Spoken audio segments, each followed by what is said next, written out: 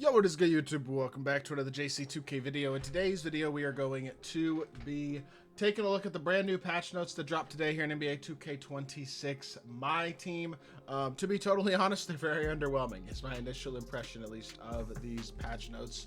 And I'm going to talk about why that is in this video. Before we hop into that, if you haven't already, make sure you hit that subscribe button. Help me push towards the 50,000 subscriber mark on the channel. I upload every single day. Multiple videos a day. Would really appreciate it if y'all do subscribe. Without further ado, let's get into it. Let's take a look at these patch notes. To be totally honest, I was just shocked how little patch notes there were in terms of things that actually matter. For example, I mean, they updated arenas, they updated uniforms, stuff like that, whatever. Cosmetic, player scans, tattoo updates, hair updates, likeness or hairstyle updates. But then when you look at gameplay, they changed nothing. Added support for the NBA's do heave rule in the final 3 seconds of the first 3 quarters. Basically, if you shoot a shot in the last 3 seconds of the first 3 quarters, from beyond, like, I forget exactly where on the court it is, but it's like half court or somewhere around there, it doesn't count towards your field goal percentage. That's not a gameplay change.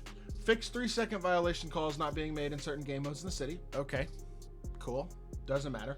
And then team chemistry boosts are now displayed in the HUD when earned. Also doesn't apply to my team at all. That is it. There are no actual gameplay changes. They didn't patch anything.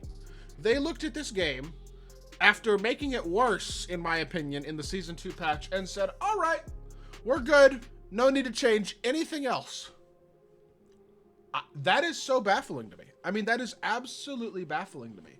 I think the game, personally, not everybody may agree with me on this, I think the game was more fun to play prior to the patch. Plain and simple. And I think there are things that absolutely could use tweaking. Like, for example, the bump steals don't work the way they should. Blitzes aren't good, but you get randomly bumped when you just like walk into the paint. If you try to walk out of the paint, if you're dribbling around a player at all in the paint, it's an immediate bump. Like the way they've done with bump steals is so goofy, in my opinion. The shooting, I really think they should have buffed fades, at least slightly. They didn't need to be as good as they were in Season 1, and I was, again, a fan of maybe figuring out a way in Season 1 to turn down fades a bit, but making them so that you can't shoot them is not that. And you can't shoot three-point fades anymore, like at all. So that wasn't a good solution, in my opinion, not to mention a variety of other things in the game that I think could use small tweaks here and there. I just have a hard time believing they made one gameplay patch, really, one real gameplay patch at the end of Season 1 and said, all right, we're good. That's it. We're not dropping anything else. Are we serious? I'm just baffled by that, to be totally honest. Let me see. Anything here actually matters. City game modes, we can skip that. More skitty game modes. My career / my player, skip that. My team, let's see what they added here. Addressed an issue where an unselected lineup will be brought into multiplayer games like Salary Cap Online and King of the Court when matchmaking was canceled and restarted. Yeah. That's a good change. I'm very glad that they addressed that, because that was a stupid glitch, and that was really annoying. It happened to me in King of the Court. Basically, it would give you the wrong lineup, and then no matter what, even if you won the game, you would get a loss. So I'm glad they fixed that. That's good. They added protections to prevent a rare issue where all-star team-up games would reset squad wins. I don't really know what that one was, but good, I guess. Enabled the option to start coach training challenges, which add or upgrade badges in the view / edit player card menu. I don't know a ton about that. I know Most Ballin made a video on it specifically. Added missing badges and fixed mislabeled ones in the coach points menu when spending coach points to unlock badges and their training challenges. Okay. So again, you can add badges basically to cards through completing training challenges with different coaches and stuff like that. I guess that's kind of cool. Added protections to prevent issues when favorited player cards are sent to the auction house. I really don't even know what this issue may have been. Resolved to hang when viewing player card details while adding the card to the exchange. Not even really sure what issue that was either, but okay. Added new text for overall requirements as well as other overall based exchange improvements. I will say I was very confused about the overall based exchange they did for the Ben Mathurin exchange a couple weeks ago. I didn't understand that. That was the first overall based exchange. I'm pretty sure that they've dropped. I guess maybe they'll drop more of those eventually. I'm not entirely sure though. Improved menu performance in various My Team modes and menus. Cool. Enabled game changer double up to be eligible in Salary Cap Online games, so allowing you to actually use that game changer card. I was going to say I didn't think you could use it, so that's good as well. Are there any more My Team game modes changes? Nope. So basically, The only thing my team specific that they really fixed is that glitch that was giving you a lineup that wasn't the lineup you chose when loading into multiplayer games. That's like the only thing they changed in my team. By the way, I do want to say this. I know I'm not going to explain how to do it. I don't even actually know how to do it myself. There is an out of position glitch.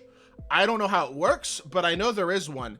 It needs to be fixed. Plain and simple. I am hopeful that 2K will fix that very, very soon because that is annoying. I don't think most people are aware of it, which is a good thing. I don't think people know how to do it, which is also a good thing.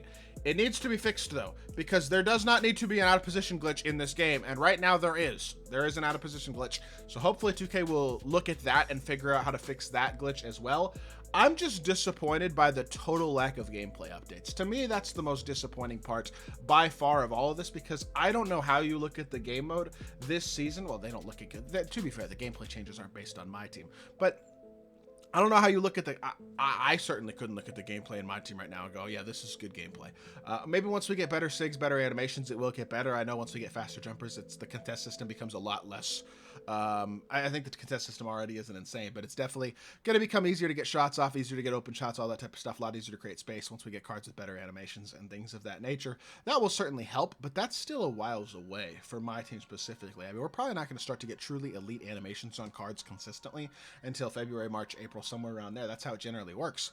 And so what we have right now, honestly, with my team is a very clunky competitive aspect of the game, especially if you watch comp my team, it is 37 to 34, run around in circles, mash, switch everything, just ugly, bleh gameplay, in my opinion.